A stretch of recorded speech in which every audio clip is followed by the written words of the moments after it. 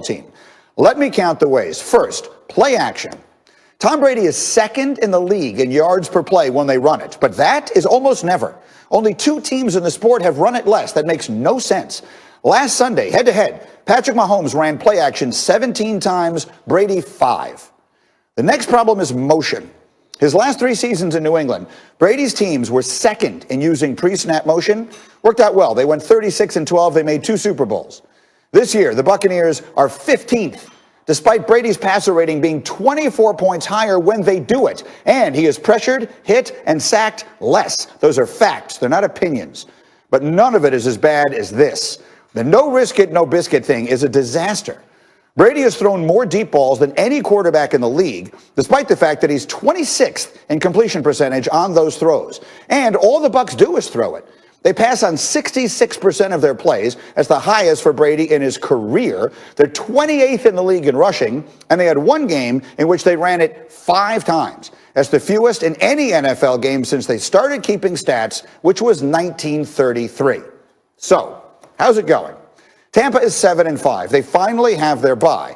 Maybe they change things up. It isn't too late.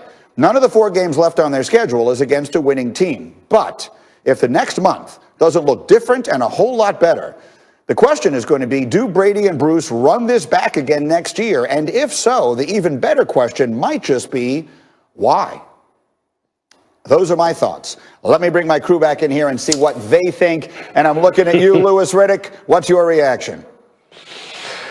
Yeah, look, I mean, you bring up some really valid points. I mean, that the marriage philosophically between what a player has done in his past and what a coach has done in his past and what you want to then, have it, how you want it to gel together there in the present and in the future is really the key to success in the NFL. I mean, that's not something that's unheard of. That's something everyone knows. And you better find that sweet spot, man. End up having a bunch of regrets after a season that has had moments for Tampa that have looked very, very promising from an offensive standpoint, especially when the running game and play action game have been clicking and they have had some balance. And when that young defense has been hitting on all cylinders and playing with a lead, and then Todd Bowles can get after teams the way he wants to, and that young secondary can play with confidence. When they get off of that schedule, when they get out of character, and they start doing things that Tom has not been used to and putting more stress on this defense in a way that really right now, I don't know if they had the maturity level, especially in the back end, to handle. It's a recipe for disaster. And that is just the last thing that anybody wanted or anybody envisioned when they put this whole thing together back during August. And you're right. They have time now to get it together. I just hope that they are open-minded enough to make the necessary changes so they don't have this season being one where it's a bunch of failed expectations. Nick, what do you think?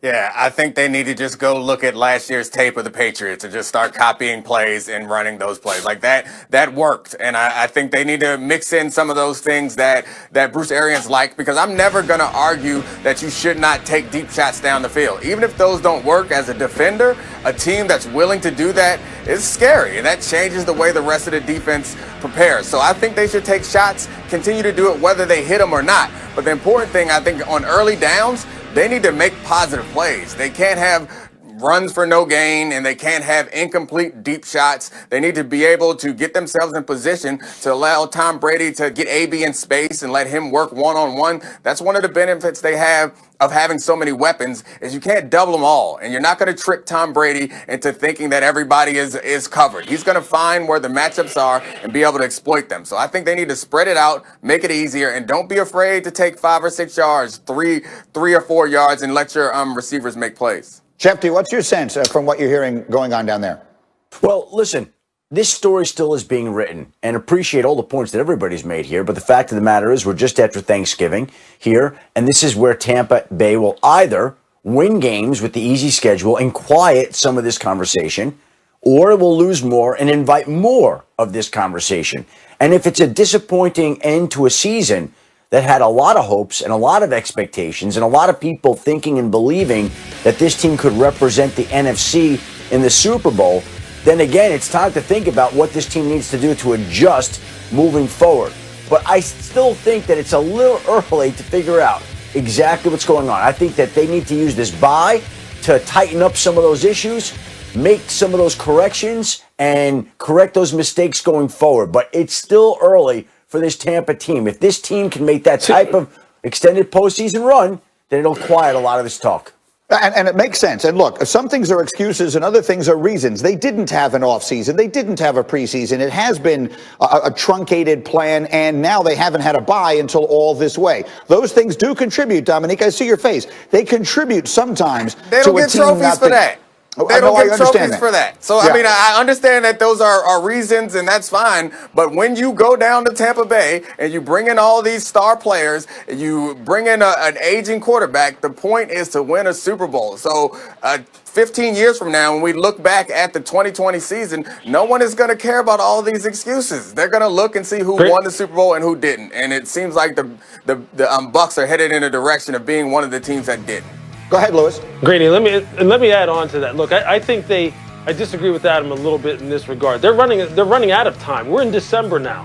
So they don't have much more time to figure it out. They need to make sure that they really utilize this bye week to go ahead and self-scout and figure out a few things, because it's not just good enough to win games here down the stretch. What Tampa needs to do is establish who they are going to be, provided that they get into the postseason, and how they want to play. So if you come out and you beat some inferior teams from a personnel standpoint by throwing the ball 55 times, that to me, that's just not good enough, because that's not who they need to be once they get to the playoffs. They got to really establish their identity on offense, which means going back to what Tom is most comfortable with.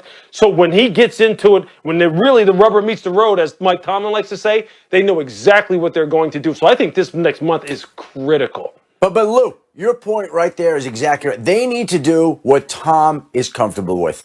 And all those long balls, that seems like it's typical of Bruce Arians' coach teams and not the way that Tom Brady's played. So I don't know. If Tom's comfortable with that, then keep doing it. But whatever he's comfortable with, tailor the game to him, make him as comfortable as possible, and give themselves the best chance to win moving forward. That's what has seemed to make sense to me. Their last 4 games, by the way, after this bye, they get the Vikings, then at the Falcons, then at the Lions, and then home to the Falcons. So not a winning team left, as I mentioned, on the schedule. We'll see if they can pull it together. Okay, let's go on the clock, guys, as we have more time here to postpone the game.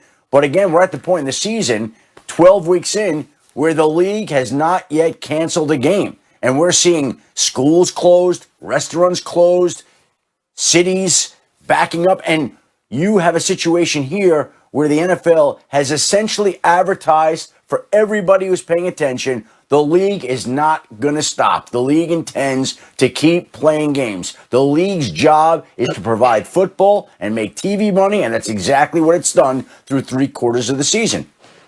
Yes, for my opinion, for whatever it is worth, is I think they deserve an enormous amount of credit for having gotten to this point. As we work our way forward, where, Shefty, to your point, we have seen numbers spiking all across the country. Louis Riddick, what would you describe as your biggest concern relative to all this as they try and play out the last month of their season and get to the Super Bowl? Yeah, my biggest concern would be that, one, that they can keep everything contained, that they can keep players on the straight and narrow as far as making sure that they're following the protocols that they need to follow. And as we move into the Christmas holiday, that, again, people from the outside that are surrounding these players in their regular daily lives don't put them at further risk to where, teams, maybe some of the teams that are the higher seeded teams wind up losing out, on a chance to go to the Super Bowl because they get so decimated at a position that is absolutely critical, to them. I mean, just picture a team like the Steelers, or picture a team like the Kansas City Chiefs, or any of a number of other teams, the Green Bay Packers, for instance, that are in Wisconsin, in an area that has been ravaged by COVID, having their entire quarterback room wiped out and having an entire season's worth of work just go down the drain because you don't have Aaron Rodgers, you don't have Pat Mahomes, or you don't have Ben Roethlisberger, and all of a sudden there's nothing you can do about it. That's what I'm worried about the most, that something like that happens that just totally throws the whole season out of whack. But that, that's what we're dealing with. That's the COVID era, and that's what we all have to buckle in for. Now, that's why I think Shefty had it right when he said the big headline yesterday, there will not be a playoff bubble for the NFL. Nick, what's your thought? What's your biggest concern? Yeah, I mean, I think this is a complicated, complex issue that we won't be able to break down in this little bit of time. So, like, I do think that you're right. What the NFL has pulled off up until now has been pretty impressive, especially when you compare it to what's happening in the rest of the country. Like, we as a country can't really behave in a way that's been as effective as the way that the NFL has. And the NFL hasn't really had transmission from team to team. I think that's the one thing that the league can really control. They can't control a city or a complex or a team, but they can control whether it goes from team to team, and we haven't had that happen. So they deserve credit for that, but we also need to understand that this is a dangerous, dangerous disease, and we don't know about the long-term, or dangerous virus, and we don't know about the long-term impact.